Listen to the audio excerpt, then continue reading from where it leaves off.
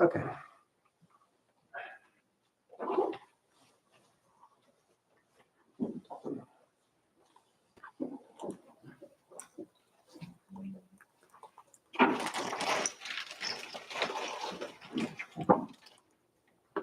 Yeah. Anything that you feel pretty well here. That's for sure. I'll give you some visual aids, so when I'm talking about something, you can see it. Oh, good. Oh. Well, then it becomes a little more apparent. Okay. Oh, I understand. Pretty light, isn't it? Pretty light, isn't it? Very light. It's like, Yeah. Yeah.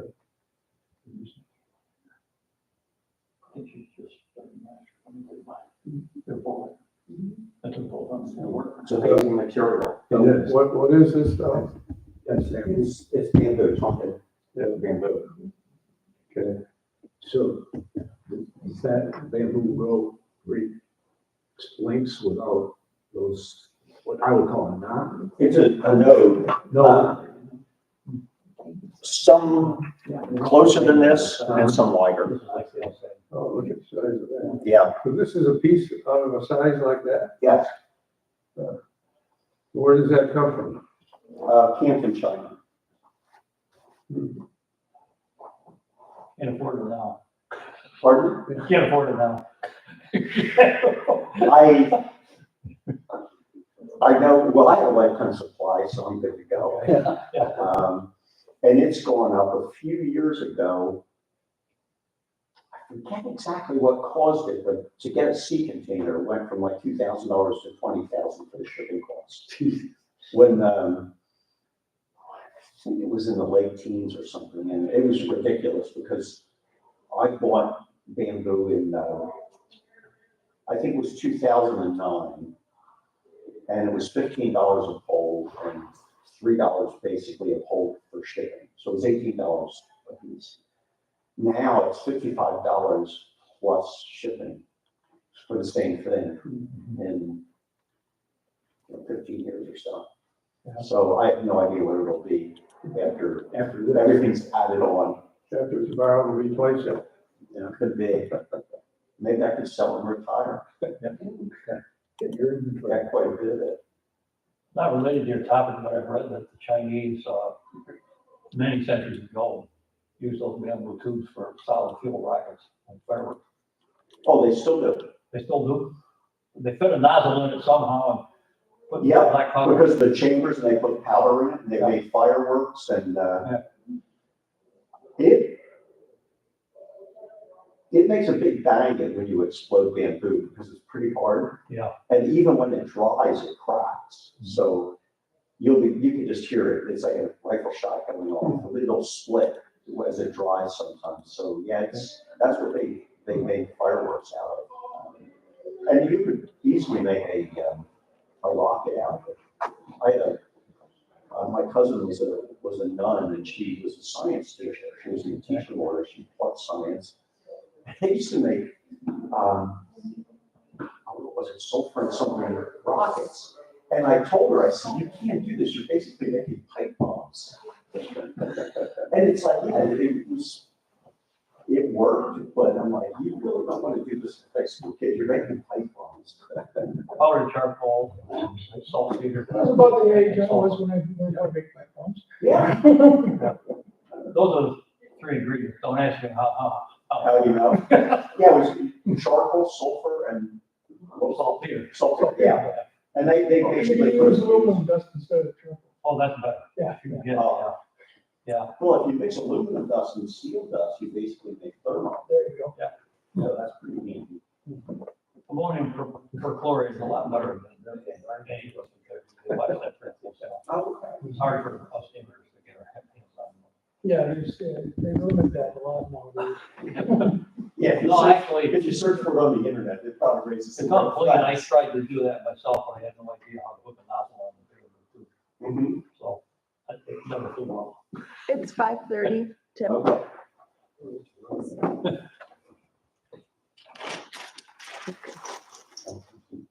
Visual aids here. They're cool. become apparent soon enough what I'm talking about. Thank you. Okay, ready? Yeah, we're all set. Okay, good afternoon. My name is Tim Abbott, and I build bamboo fishing rods. So they've asked me to give a talk. I'll give you a little bit of a history lesson.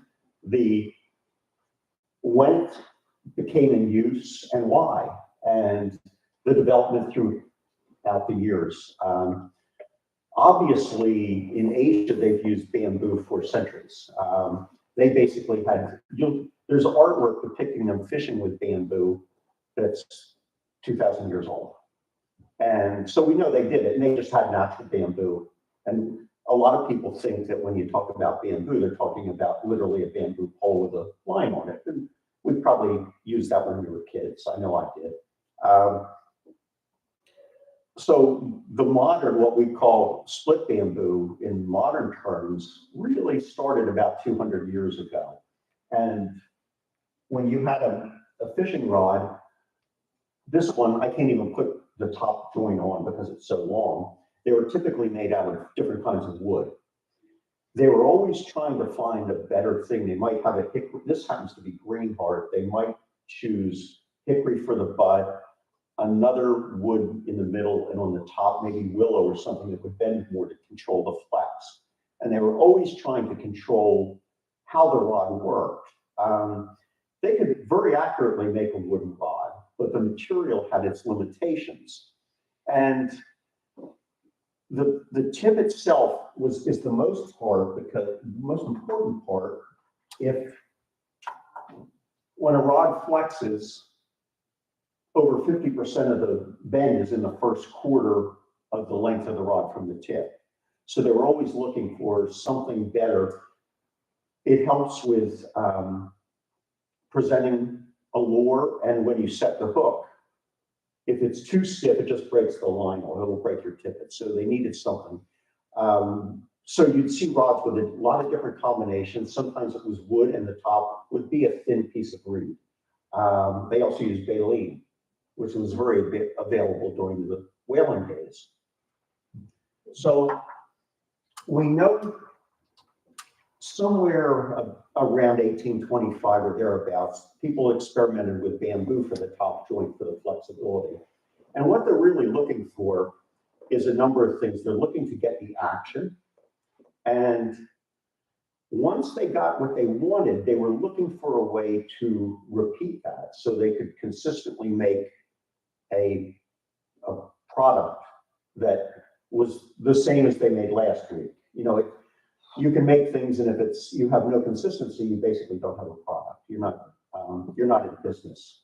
So they, what they did with the bamboo is the first attempts were just a thin reed. After that, someone came up with the idea of splitting it into sections and shaving it down and gluing it together. And various configurations. We know there were some that were triangular shaped, some that were square shaped out of 2 pieces, some that were square shaped out of 4. A lot of experimenting went on. And about 1850, Samuel Felipe from eastern Pennsylvania developed what was believed to be the first all bamboo rod made out of sections, individual pieces. So there's a friend of mine did research for a book, and unfortunately there's existing rods from his son, but not from the man himself. He also made violins, of which I don't think any turned up, but he was known to be quite a craftsman back in the day. So Were those violins bamboo also? no, they weren't. They were traditional. But he was a good craftsman. And as typical of the time, he did many different things to make a living. So when he made one, a few other people would see it, and there was Murphy from New Jersey, from Newark, made rods. And then the Civil War came along. So there was a period of time when there wasn't a whole lot of development.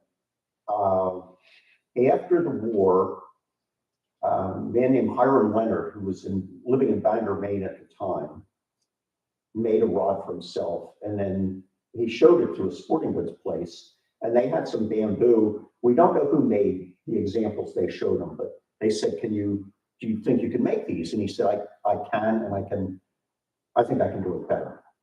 So he made some rods. They were made by hand.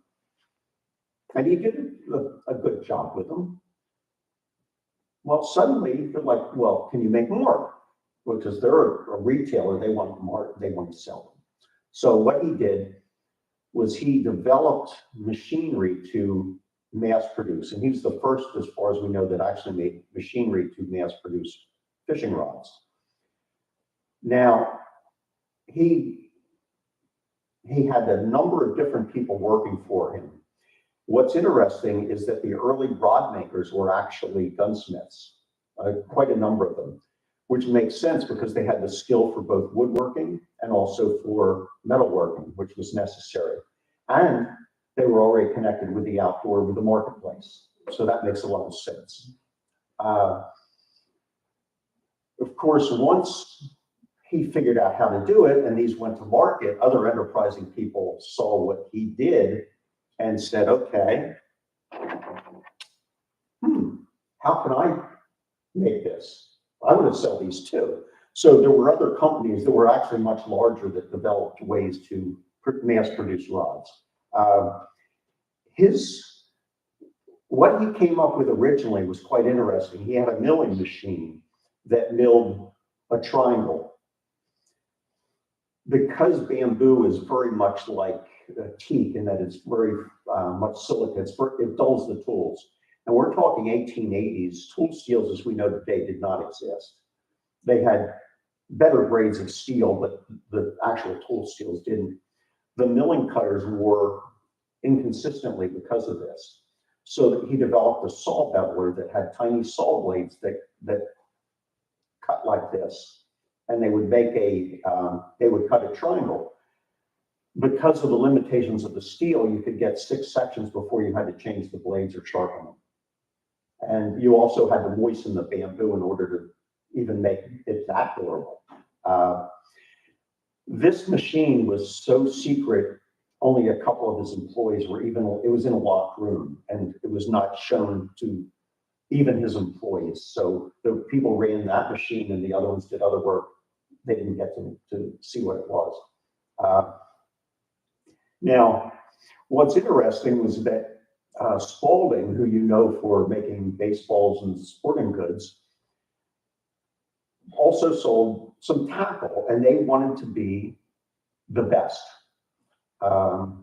They were in so many other areas. In stick and ball sports, Spalding was king. So they wanted to be the best in fishing tackle as well. And they already owned the name Cosmic, which meant out of this world, same as it would now. And the speculation that I came up with, they went to the Leonard Company, who was at that time the best in the world, and wanted him to make fishing rods for them. Now, Leonard said he had obligations to Mills, who was one of his backers, and he wasn't able to do that. But now he's fully set up in business. He's moved to Central Valley, New York, and his top employees left to form a company to make the Cosmic Rod, which his backers, the company's up and running, and you just took the top expensive people off the payroll. They were probably pretty pleased with that. So they moved right down the street and started to make the Cosmic Rod. And then Spalding sold after a couple of years, and they went and formed their own companies, being the F.E. Thomas Company, the Ed Payne Company, Eustace Edwards, Loman Hawes. They all went and started their own companies at some point. And many survived. F.E. Thomas survived up to that company up to 1958. The Leonard Company itself to 1984, when it basically went into receivership. Jim Payne passed away, I believe, in the late 60s. A couple of people tried to keep the company going, but it was never really vital after that. And then at some point, someone bought the name And it continued up until last year when he passed away. But it was never what it was in the heyday. Probably the only company that has been continuous for that period of time would be Orvis in the States. And Orvis is still making bamboo. So back when they start, we don't know originally the bamboo that was used 200 years ago, but from later in the 1800s, they used what was called Calcutta cane. That probably came from Calcutta or that area. At some point around 100 years ago, there was a new species of bamboo that was discovered that was better, and that was what's called Tonkin cane. And this is Tonkin cane. When we get this, it's 12 feet long. This is a half cone, and it's a fairly large diameter, nice and clean. You can see from the split that it's split straight. It's not twisted and problematic. What really makes this good is if you look at your samples, on the end grain, there's a dark band on the outside. Okay, that's what's typically referred to as the power fiber. The inside it's the opposite of a tree. The inside is the sapwood, is the pith, and that takes the moisture and nutrients into it. But this grows in a small area of Canton, China, about 20 square miles. The conditions, they grow it here. It's grown as an ornamental. The windy conditions and the soil conditions and everything else, the amount of rainfall, make this area the best in the world for growing this particular bamboo. This is probably about 60 feet tall when it's cut down, and the optimal is 3 to 5 years to grow it. So what's interesting about that is you obviously, because it's a crop, you don't need one good season. You need like 3 years in a row of optimal conditions to get the quality that and they'll still sell it every year, but certain years you get a great vintage and it makes a much better product. It's cleaner, it's stronger, it's everything we need. And the buyers, the Demers family in the States has imported it for 3 generations, and the last of that generation passed away a few years ago. And now it's imported by a gentleman in Montana. So he still goes over and selects it. And they used to, in the heyday of bamboo rods, they literally had train carloads of this because they were churning out hundreds of thousands of rods. Now, a container load a year, maybe worldwide. It's not that big a product. At one time, virtually 99.9% of all the fishing rods were made out of bamboo. If you look at the pictures out in the gallery with the people fishing, they're fishing bamboo rods. The heyday lasted until after World War II when fiberglass came in.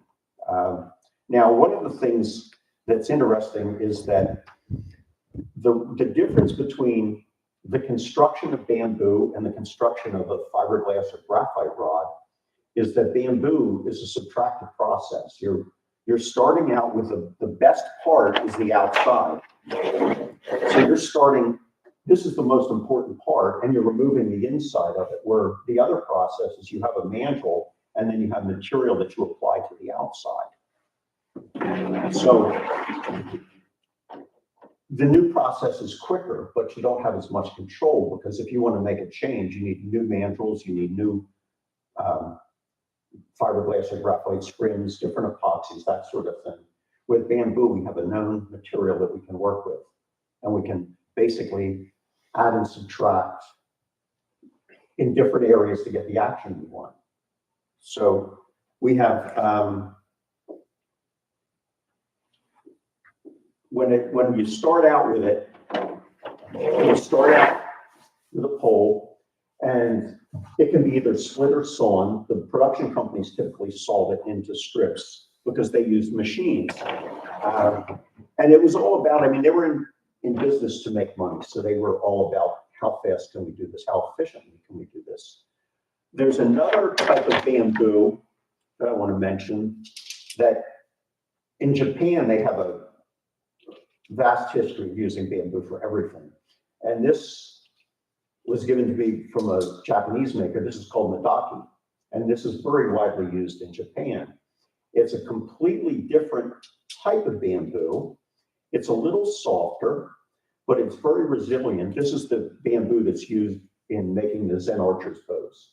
They laminate this, and that's what the archery bows are made out of. So it's a very good, it makes a beautiful rod. It's a little softer. There's several other bamboos in use in Japan that I'm not familiar with. I know they're used, but I'm not familiar with them. There's a new one from Vietnam called Lo-O that it has a very long node spacing, maybe a meter between nodes.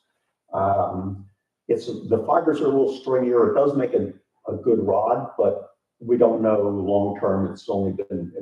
It's actually imported to Germany, and he's gotten in the hands of some people now. We really don't know how long the longevity, the durability of it, but it's very promising. So that's a good possibility.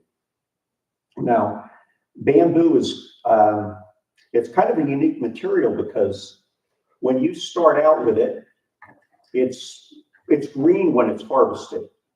And bamboo is very flexible. You can bend it. And it's springy, but it can take a set. So we actually heat treat it like you would heat treat a piece of metal.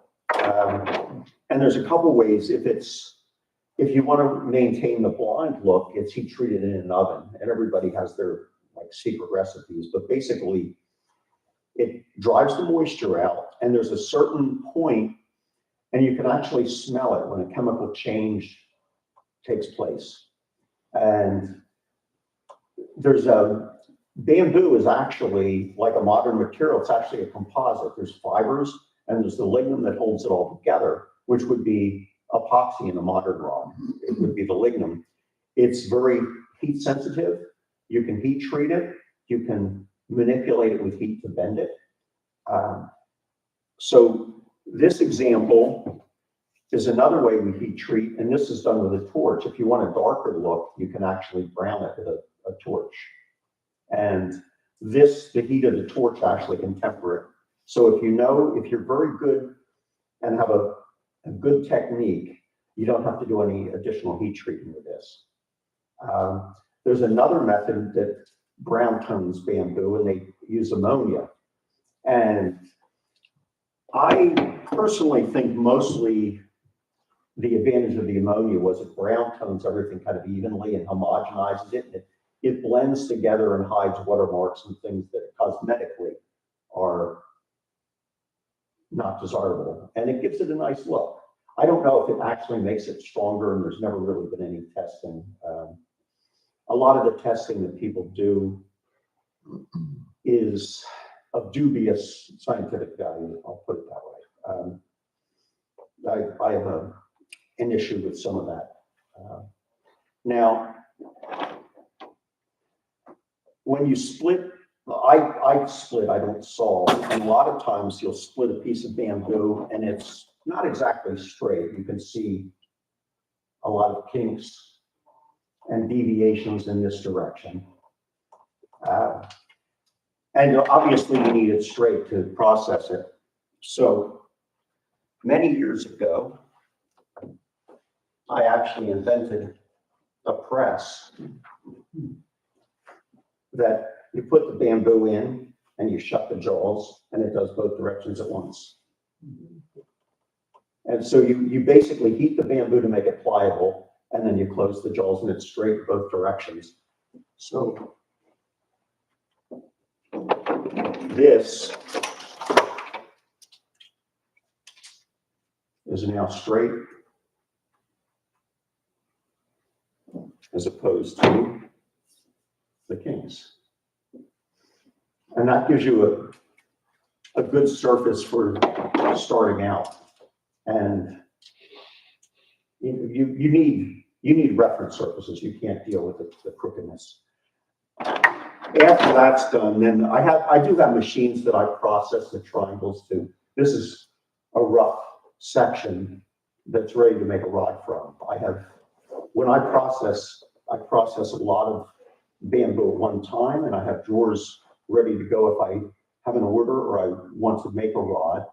I can go in and pull it out, and I have either blonde or brunette, depending on what I want to make the rod, and I can get going. And that's a very efficient way, as you get basically processing and doing the drudge work ahead of time, and then you can get to the process of making a good rod. This is rod I want to point out. This is interesting because I mentioned before where they would use a reed. This is maybe 100 years old. It's from England, from Ogden Smith. And it's very modern looking, but it's a single piece of bamboo. It's not glued up. It's just a thin bamboo reed. And I'd love to have had the tip for this rod. It was probably quite lovely. But I believe because it was finished up in the manner it was with quality components, it may have just been a lower price point in this retailer.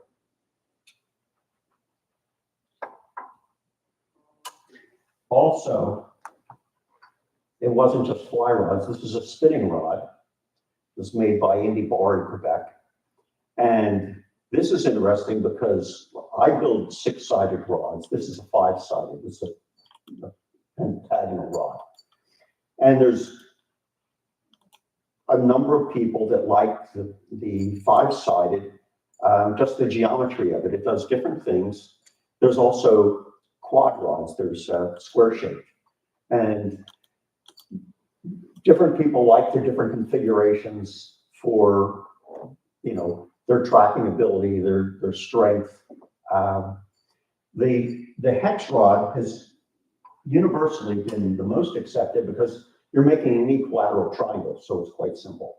It's overall an equilateral triangle is easier to deal with.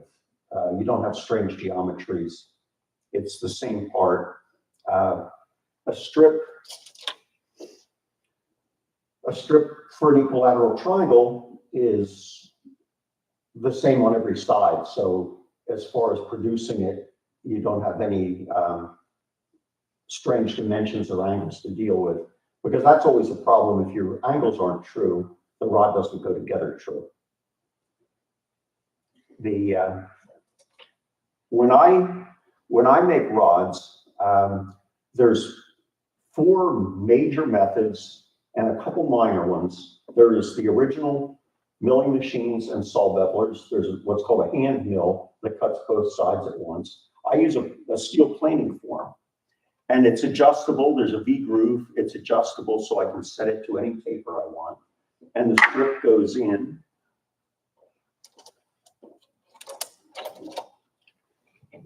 You cut it with a block plane.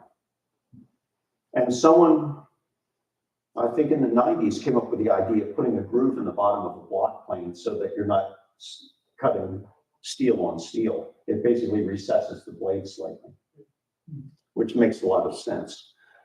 So I choose this method. A miller or beveler is good if you're in production and you're making the same part over and over and over again. But I rarely do multiples.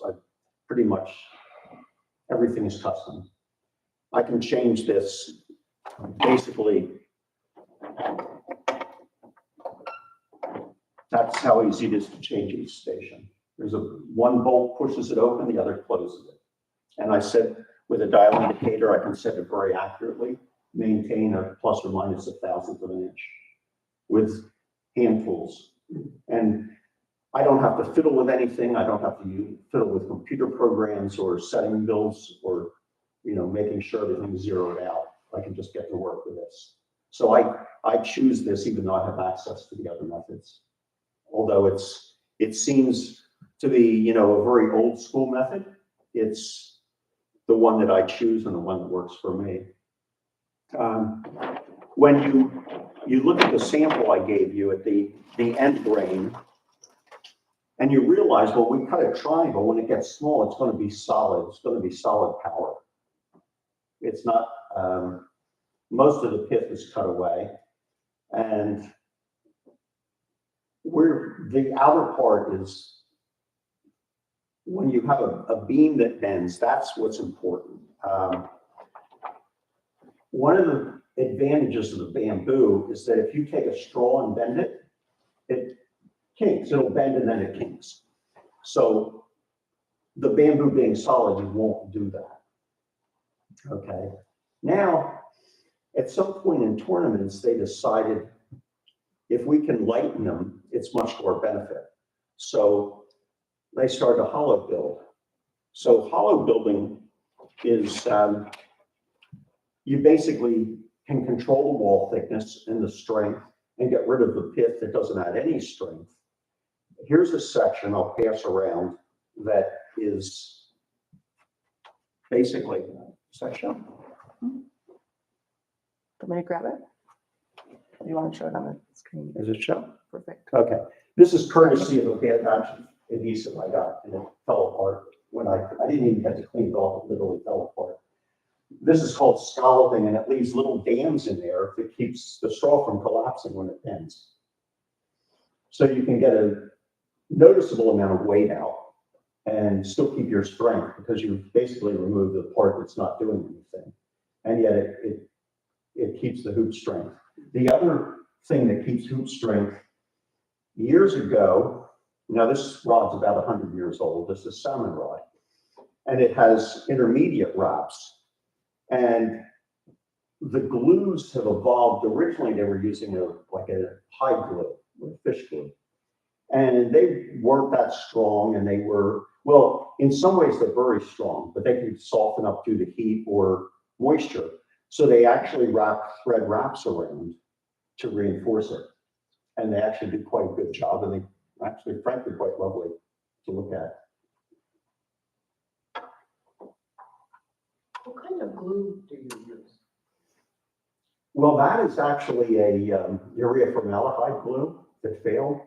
Although it was one bad batch from the manufacturer. I used it for many years before that. I actually use epoxy now. And I use a boat building epoxy.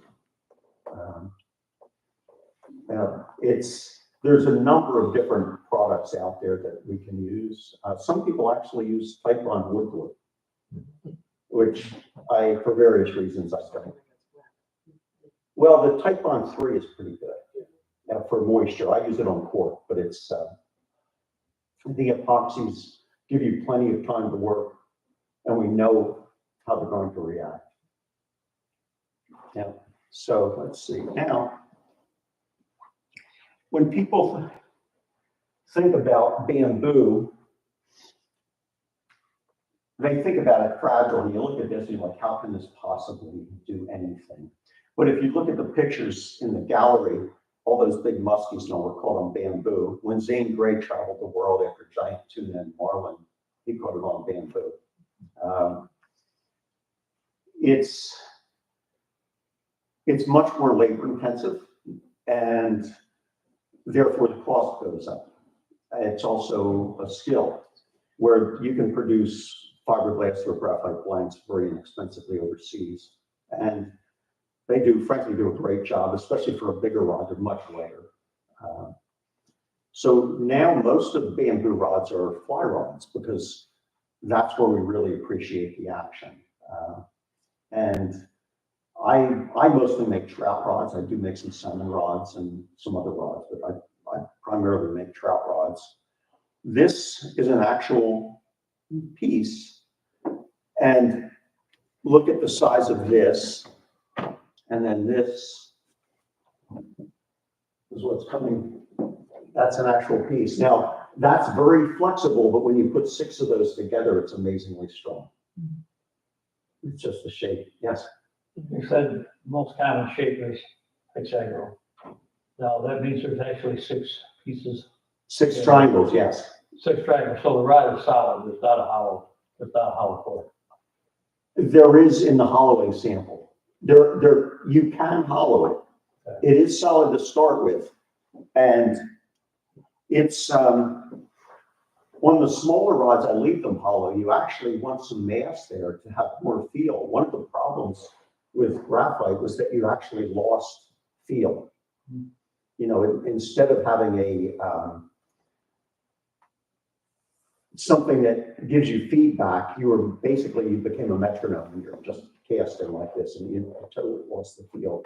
So these literally are from a rod I'm working on this week. They're cut off tip sections. That's 6 pieces glued together in each one of those. And I'll cut with a hand plane. Wow. How do you glue them together? I couldn't bring my binder because it's basically built into my shop bench. There is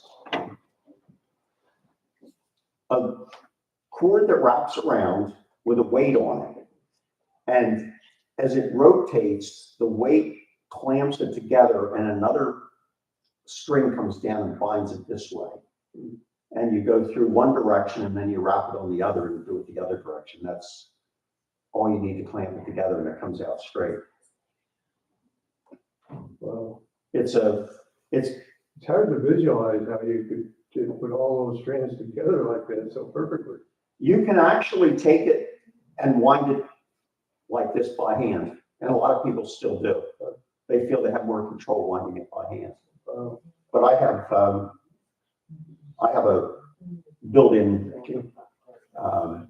binder, and it also, one of the things I do, because it's a sticky mess when you're doing this with glue, is I actually have a sponge saturated in vinegar that washes the binding cord off as it goes, because that will neutralize the epoxy and keep it from becoming sticky. One more question. I get this in my hand. I'm feeling that this will be one of how many? that'll come One of together? 6. Huh? One of 6. Wow.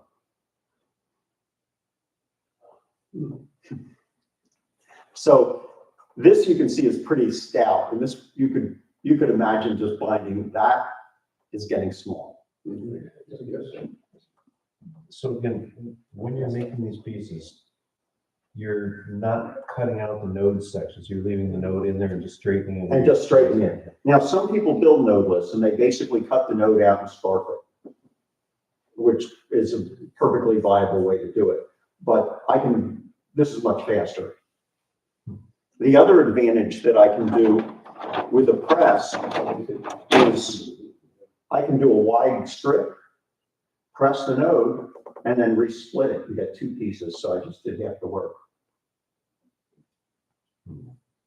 And do you glue them together in lengths this size as a standard? Or if you wanted an 8-foot piece, would you scarf the individual pieces of stagger joints and things like that? No, I glue them together in the length for that specific rod. And I've made 9-foot 1-piece rods. So I started out with like a 10-foot piece. You typically stagger the nodes. It's on the off chance that they're the weak point. I've never seen bamboo in the wild break at a node. Like if bamboo fails, it breaks in between. But on the off chance it is weaker, and it may be after processing, but typically when they're heated and pressed, they become stronger. So now you brought up another good point. In production rods, think about this, you have a fishing rod factory. The bamboo used to come in 8 feet, an 8-foot length. Now it's a 12-foot length. So they cut them to 4-foot lengths. So they had no waste. They made 4-foot sections. Now, if they would make a tip section, they would make mid sections, they make butt sections. They would go up with a go, no-go gauge, and when it stopped, that's where they cut it off for that particular model rod. So they would use the same blank for different models, just cut it at different places, which makes great sense from a production standpoint, because you're basically, you can use one pattern for multiple things, and somebody's just making parts all day long, and when they're ready to assemble, they just cut them at the appropriate place. So in a production situation, that makes sense.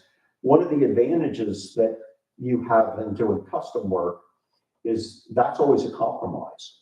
When you're doing a production setup and you're you're using the same piece for everything, some of them will come out better than others just because of the geometries involved. You might say, well, the 7.5-foot rod is better than the 8-foot. A lot of times they would have a flat spot at the ends so that they use the same size furrows. So the metal parts, they didn't need to inventory as much metal work. So that's, you know, and you can eliminate that type of thing. I basically design my rods. There's probably at least 2,000 people in the world making rods, and I can't name a dozen that actually design them. They're mostly recreating classics from, you know, rods that were measured. And there's great classic rods out there. I started by exploring them. And then, you know, I've been designing my own now for over 20 years. And I get much more satisfaction from that. A lot of the changes over the years have been the glues, for one thing. That's been a huge change. The heat treating to some extent. Originally, it wasn't heat treated. They didn't really know. That wasn't. And it's up for debate who really discovered it or if it was discovered by accident, because some of the bamboo is crooked and they would actually heat it and straighten it, and they found out that it made it stronger. And now it's become pretty much standard practice to heat treat. And everybody has, you know, their own method. And a lot of it, I've had people ask me, you know, like, what do you do? And I said, I'll tell you exactly what I do. If you don't have my exact oven, it won't work for you because everything's different. The other thing is, how many pieces do you put in the oven? There's moisture in it. So the amount of mass you put in changes everything. That's a big problem. You have to take all that into account. So a lot of it is, you're working with a natural material. A lot of it's by feel. And just, you get an instinct for it. You can actually smell when the chemical change in the bamboo. It's like baking. It's actually much more like baking than a lot of other processes. And it's, you know, pretty much as much of an art as a science. There's a lot of science involved, but a lot of it's art. Let's see. These are more modern. This one I made, I guess, 2 years ago. That's 8.5 feet long, and you can see that this is hollow built, fairly light. So that's a bit of an evolution. And I do all my own metalwork and guides. And every guide's a different size. Over the years, you learn so much just by comparing and looking at other rods and basically comparing what you like and don't like. There's a lot of people that they like something, but it's hard to even put into words sometimes what it is, because it's a matter of feel. It's like, why does this speak to me? Why does this work for my own body mechanics? We're all different. So something that you might love, the next person might not so much. You had a question? Yeah, the nodes, Yes. apparently they look like butt joints, but apparently they aren't. No. Let's see.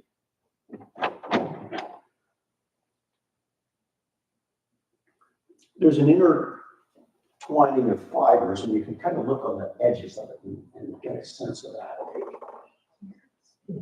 Yeah, it's the node fibers intertwine at that point. In between the nodes, it's quite straight, but they literally go like this. See that a little bit. And it's under a microscope, it's pretty interesting. You know, they do twist, but it still continues the strength throughout. So it's a very strong joint. You said if anything, the nodes are stronger. Yeah. The nodes become weaker. A lot of the processing in the factory was they would just take the strip and they'd go on a belt sander like this and just grind them down flat. And that can definitely weaken it. And it also shows a much longer scar. If you look on that rod, my nodes are tiny. And it's less interruption of the power fibers. So I don't want to interrupt you if you've got more. No, go. You got some questions, but I want you to finish what you want to do, present. I don't want to get Yeah, in the way. no, go ahead, go ahead. I spent a lot of hours with fiberglass fly rods over Mhm. the years. I've never had the pleasure of using a bamboo fly rod. I guess my question would be from a performance standpoint, what makes a bamboo more superior to a fiberglass? Okay, when fiberglass first came out, they wanted to be as good as bamboo. They knew they weren't. That's what their model was. And I've talked to Shakespeare's grandson I met a few summers ago, and that was their goal. What happened was graphite came on the scene, and fiberglass was never fully developed. There's people making fiberglass rods now, like Mike McFarland in Pennsylvania, that are the best the world has ever seen. They're absolutely fantastic. So from a performance standpoint, a lot of it is a matter of feel. The one problem with fiberglass in larger rods is it gets quite large in diameter because of just the material, and they have to, because the bamboo is interesting because we're keeping an interior structure, which the fiberglass or graphite doesn't, and that can allow them to collapse. And so they have to go to a bigger diameter to get the stiffness. And you can actually hear and feel the wind resistance on some of the bigger rods. Amazing. Beautiful. Oh, that's beautiful. So it's, but it's coming from the fiberglass people themselves. They said, you know, their goal was to be as good as fiberglass. And I remember when I was in high school, we had an assembly and it was a casting demonstration. And they were actually sponsored by a fiberglass company. And one of my classmates asked them, did they prefer fiberglass over bamboo? And he said, no, we demonstrate with fiberglass. For fishing, hands down, the bamboo was better because at that time they couldn't get the tips sensitive enough on the fiberglass. That may not be an issue anymore because of the original ones would have been polyester resin, and now they're using epoxies.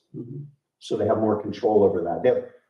It's come a long way in the development, and there's some lovely fiberglass out there. Even some of the old Shakespeare wonder rods in Scots were quite good. At what point did you say you heat treat the material? Is it before you? Okay. Some people heat treat the cloth. Okay. They'll put the whole thing in. The problem with that is now you've stiffened it. So you're trying to straighten it and manipulate it afterwards. So I don't like that.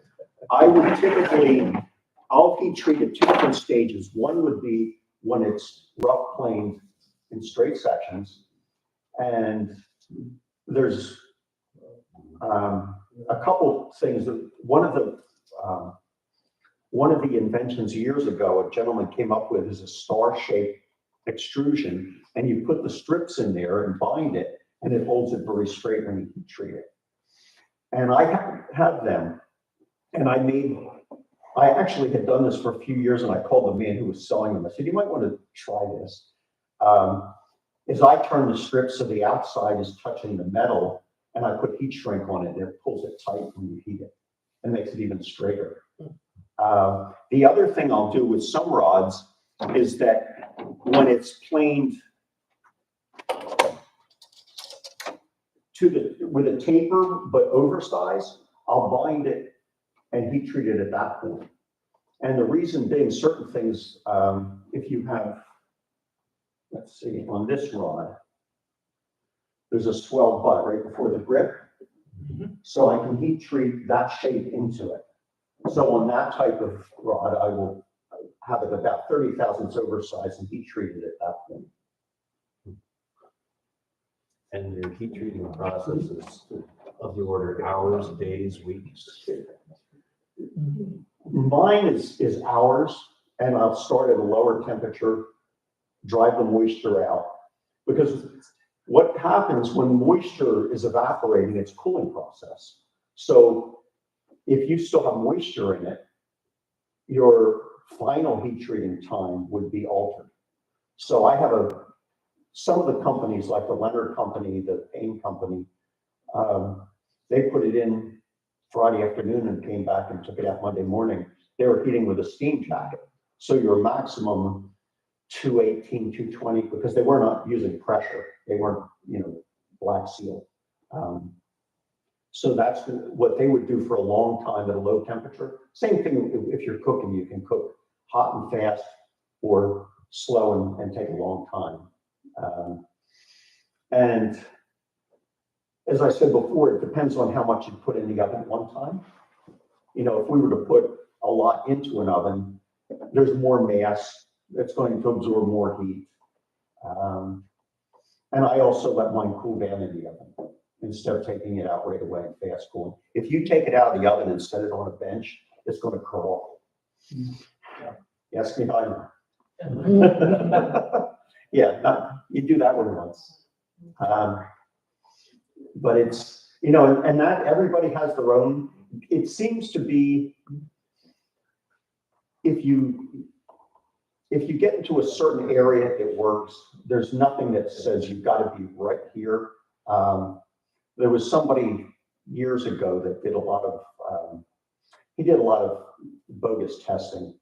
And I was talking to him on the phone. He was writing a book and I spent hours on the phone with him.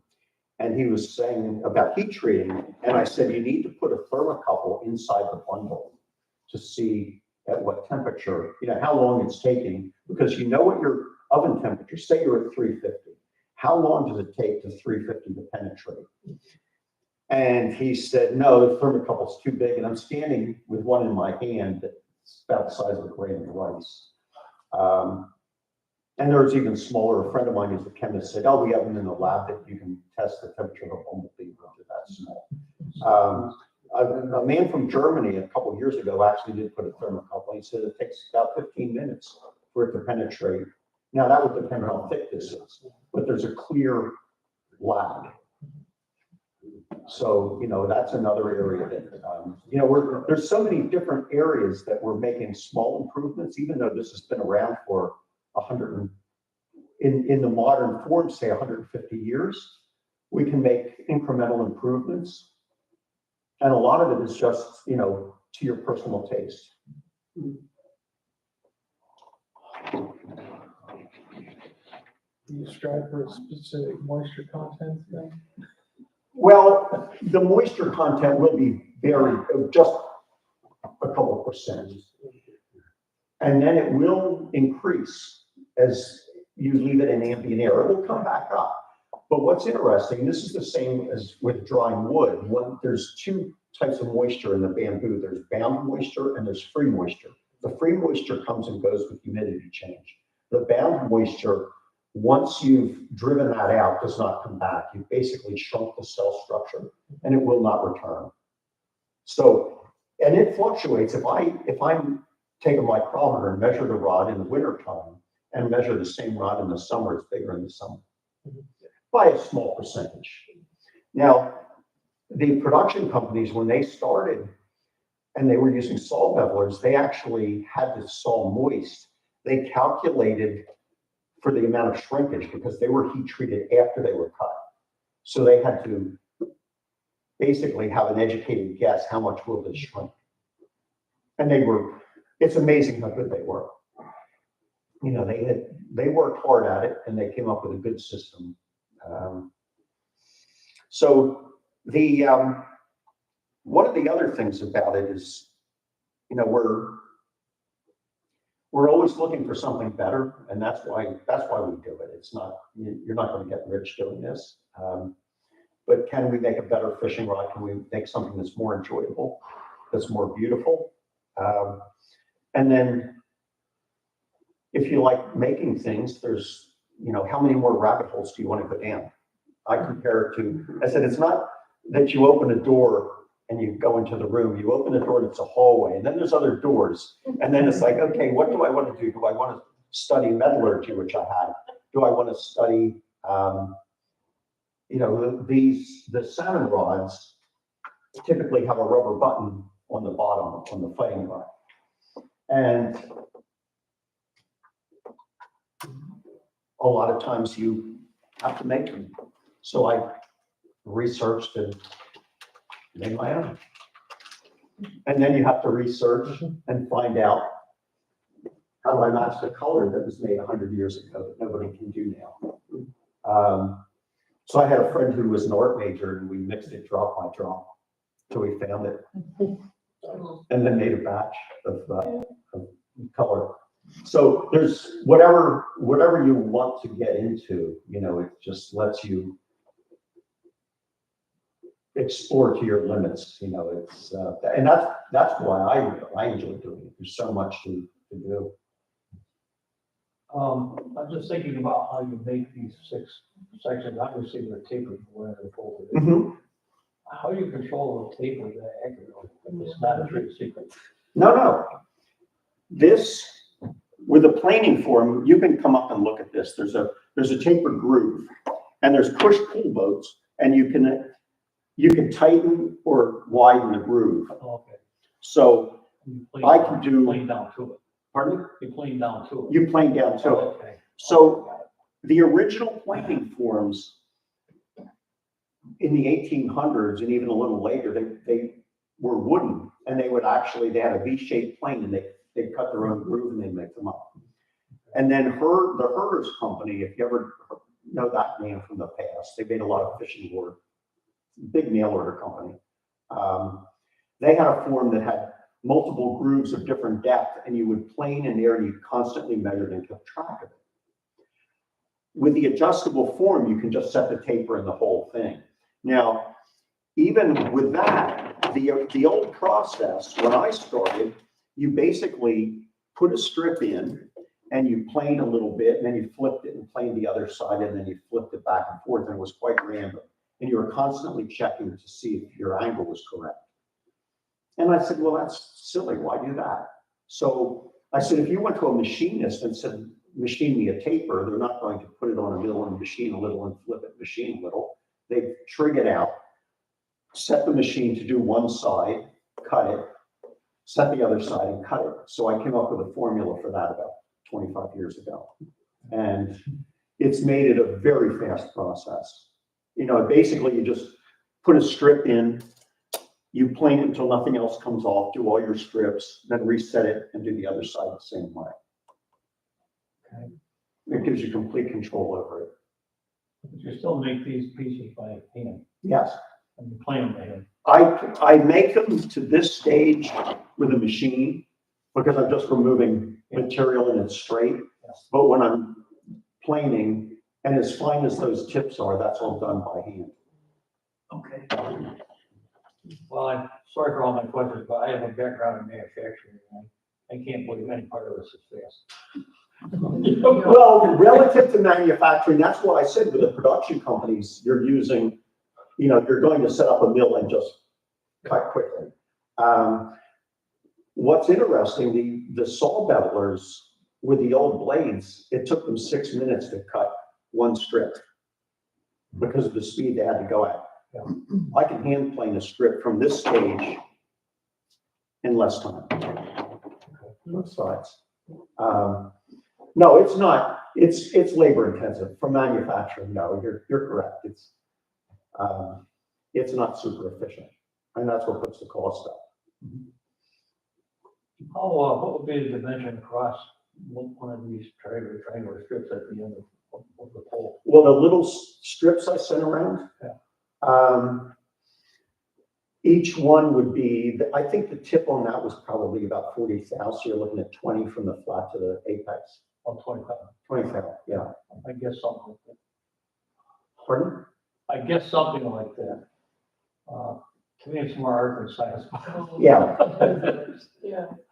Yeah, and some of the people who actually have powered mills get close and then finish it by hand. Mhm. Because when you get that small, the mill can tear it up very easily. That's hard to hold it. Yeah, Mhm. and holding it. The other thing that was quite common was people would hold the strip and you'd plane this way. It's a real recipe for carpal tunnel, so I clamp it. And then if it's long, I can walk right along like this. It's also, I plane on an incline, okay? And the reason being, if you're planing flat, you're constantly bending your back. The incline is the natural motion. And I had the leading maker from Japan visited me last summer, and he said, "Why is this on an angle?" I said, "The same reason traditional Japanese bench is on an angle. These a full plane." He said, "I know nothing about traditional Japanese wood." He's an engineer, yeah, and a great rod maker, but he just laughed. He said, "I know nothing about that." Is this fixture So for once- design as well? Once you got the rod, the 6 pieces assembled, Mhm. could you varnish it? Okay, yep. Okay, so when you have your sections, you'll cut them to length and furl them, okay, and fit the furrows, the metal work. Some people at that point varnish it and put the guides on afterwards. I put my guides on first and then varnish it. It's dipped varnish. I have a tank that's varnishes in, and I use a terrarium heating tape to keep it at like a constant 95 degrees, which it's actually measurable. Every 5 degrees, the viscosity goes down. So it's like putting thinner in, but there's nothing to evaporate out. And then it's put in and it's withdrawn with a motor at about 3.5 inches per minute. And the surface tension pulls an even finish on it as you pull it out. Oh, neat. So it gives it a beautiful finish. And then where the guides are, one of the ways you can tell that your viscosity is correct is it shouldn't build up a bubble on the guide as you're withdrawing it at that speed. But if it does, I just touch it with a little triangle of Bounty and it wicks off any varnish off the guide so you don't end up with a run later. Amazing. So, there's always something else to explore. Yeah. Neat. Any other questions? How many rods do you make a year? Maybe about a dozen. I do custom reel work and some other things and furniture occasionally. Is this your vocation or hobby? No, now it's pretty much between that and my Social Security, that's my income. It's, the problem is that there's only a handful of people who actually make a living doing it.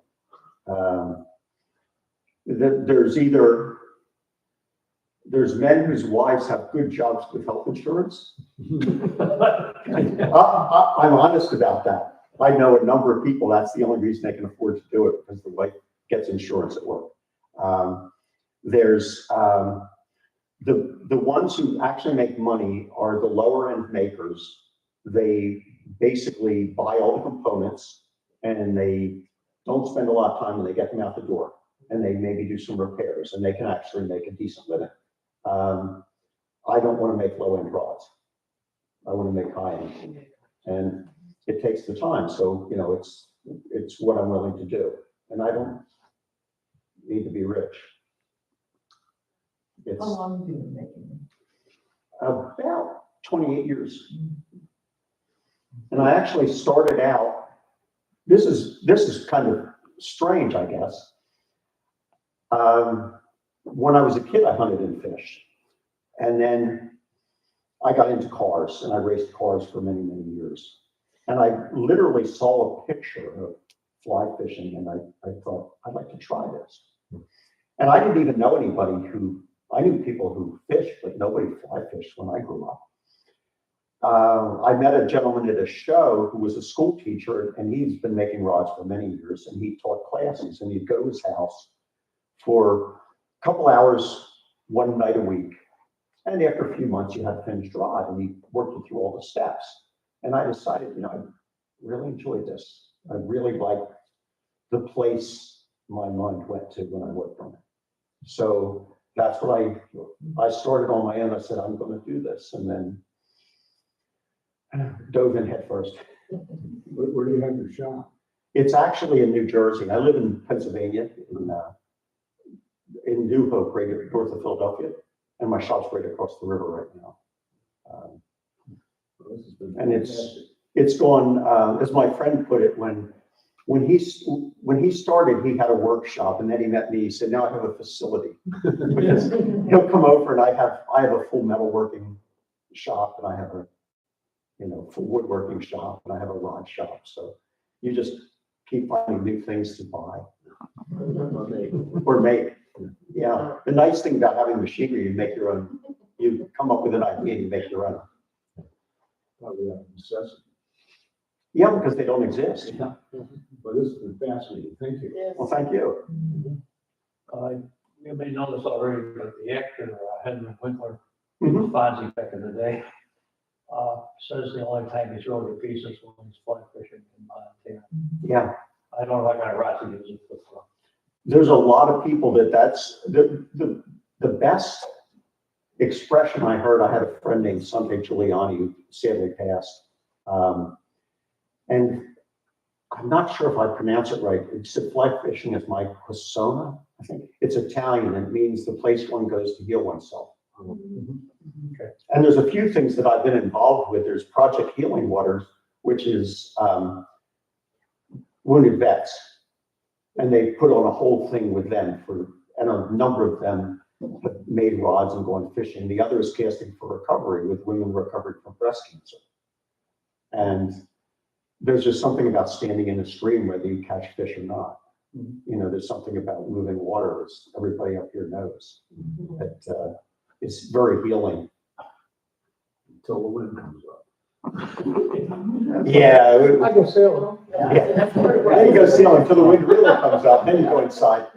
See, when the weather's bad, I can make rods. I'm going to say from May to September up here, it's very, very healing. After that, Yeah. And I hear the Adirondacks are good except for black fly season, which is June. Yeah, then you don't want to be there either. Yeah. Wow. So we lived down in Washington DC for a while, and bamboo was pretty prevalent, obviously not the same kind. Literally, I saw it grow 4 feet in one day. Oh, yeah. Go on in the morning and the afternoon. Oh, yeah. Incredible. Yeah. But it seems like the nodes on that had like a drum head across them. Are these hollow all the way through their length? No. You can see I'm knocked it out. That's called a diaphragm. Yeah. And that keeps it from breaking when it bends. It's this, when you get the bamboo, you actually put a split in it. It's called a check split, because as it dries, it will split all by itself in places you don't want it to. So ideally, you put a split and you knock the diaphragms out, and it lets it open up, and it makes it flatter. So you lose some of the arc, because some of the bamboo is only about this large. So you have a very arced surface on the outside. So this is to your advantage to let it do this.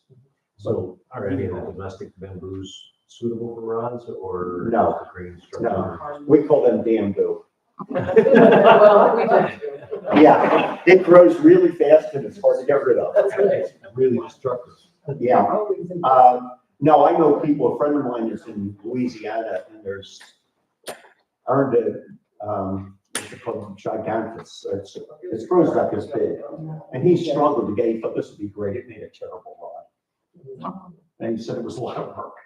But no, there's none of the domestic species here. There's, and like I said, they actually, Rutgers grows this, but the conditions here are different. The nurseries know about it. They were actually surprised how big it grows where we get it. I talked to someone at the World Bamboo Congress was in, I was at Rutgers several years ago, and I talked to some of the people, and they were stunned at how large it grows. They know of it, but they're growing mostly ornamentals for gardens.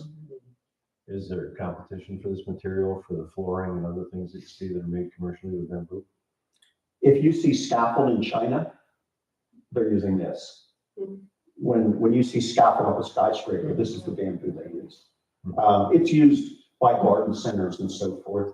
We're a small part of the production. And the buyer actually goes and picks them out.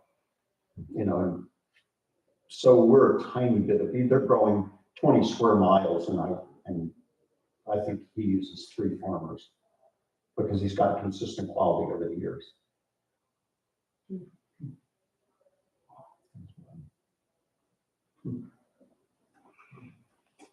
Something fun and cool. That's right. Yeah. Yeah. Get your hands on it. Yeah, I know, I'm serious going, yeah. Well, thank you.